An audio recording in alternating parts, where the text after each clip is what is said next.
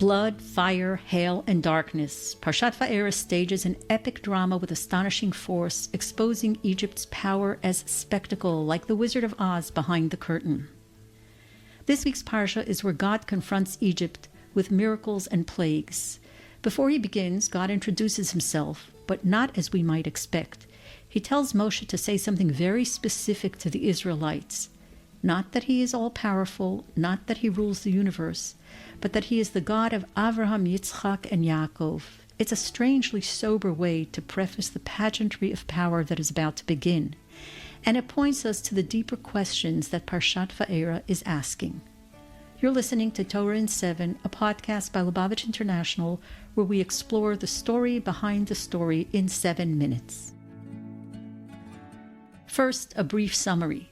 Vaera opens with God speaking to Moshe, reaffirming the covenant and promising to redeem the Israelites and bring them to the land of Israel. Moshe and Aaron confront Paro, who refuses to release the people. God brings the first 7 plagues. Under pressure, Paro seeks relief and briefly relents. Once the plague lifts, he hardens his heart again. Egypt suffers mounting devastation, yet Paro remains obstinate. The Parsha ends with his refusal still intact. As we take a closer look at the Parsha, we notice that instead of delivering the Israelites in one overwhelming stroke, the process of their deliverance in Egypt's fall is painstakingly drawn out, and it's told to us with unusual slowness. Rather than rushing towards resolution, the story lingers over each turn, repeating itself and circling back again and again. This suggests that the Torah is not trying to dazzle us with power or make miracles the message. It is about reorienting a people to their moral lineage, to Avraham, Yitzchak, and Yaakov. It is a study in worldviews, what kind of life people must be freed from, and what kind of life they are meant to be freed for. Before we continue, I want to suggest that as we learn the Parsha, we think of it not only as a story about the ancient world, but about the worlds that we find ourselves in today, here and now. Ancient Egypt was not merely a political power, it was a total cosmology, a complete system of meaning. Paro was not just a ruler, but a god-king. The Nile was not just a river, it was divine. The sun was worshipped, animals were venerated, nature, politics, religion, and economics fused into a single vision of reality that defined power, life, death, and meaning. It was a system built on magic rather than morals, on spectacle rather than truth.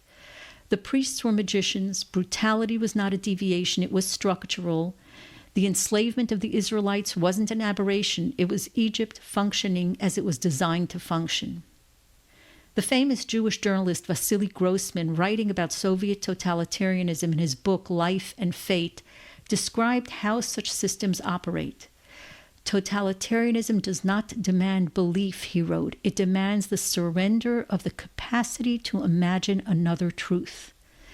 Violence, he observed, is not only physical, it is the paralysis of imagination, the inability to conceive of any other way of being. This was the culture that God had come to rescue the Jews from. The Midrash tells us that by the time of the Exodus, the Israelites were nearly indistinguishable from Egyptians. To liberate them, God says he had to extract them one nation from the innards of another nation, goy mikerev goy, not from the borders, not from the margins, but from deep inside its body. The point is that a people embedded so deeply cannot be freed by force alone. To draw them out from the innards of such a world, its way of seeing must be first dismantled piece by piece. Now we can understand why the process, why the plagues unfold as they do. Each one is strategic. Each one strikes a pillar of Egyptian belief, undermining Egypt's gods, its economy, and its claims to permanence. The plagues are not only punishments, they expose Egypt's way of understanding divinity, power, and nature as false. What was thought eternal begins to collapse, and at the center of it all stands Paro. Each time Paro sees that there is relief, he, Paro himself, hardens his own heart. Only later, after repeated refusals, does the Torah say that God hardens Paro's heart. The sages insist that we read this carefully. God does not remove Paro's free will. Paro has chosen his path again and again. God simply allows him to walk the road he has chosen without interruption. But why does Paro refuse to budge? What is he so afraid of? Notice what Moshe demands. He's not just asking that Paro let the Israelites go free.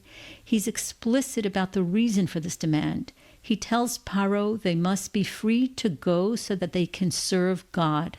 And for Paro, this is an existential threat.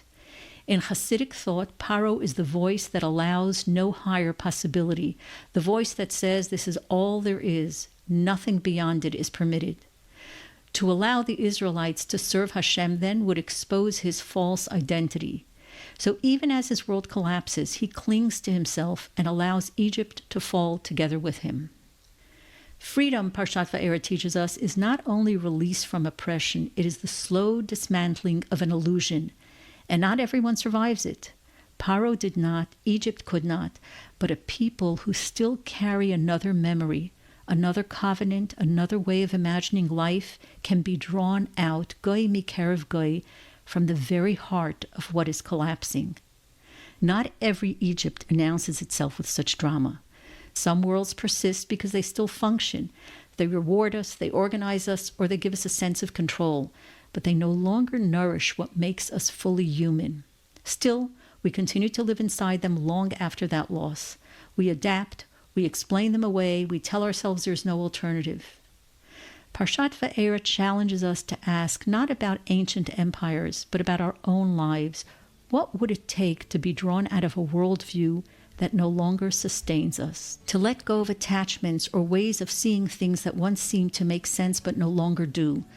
To reorient ourselves to our higher calling, to what we know at some deeper level we were meant for and answerable to. That, Parshat Vaera shows us, is where freedom begins. And that is my takeaway from this week's Parsha. If you found this meaningful, please subscribe, comment, and share. Shabbat Shalom.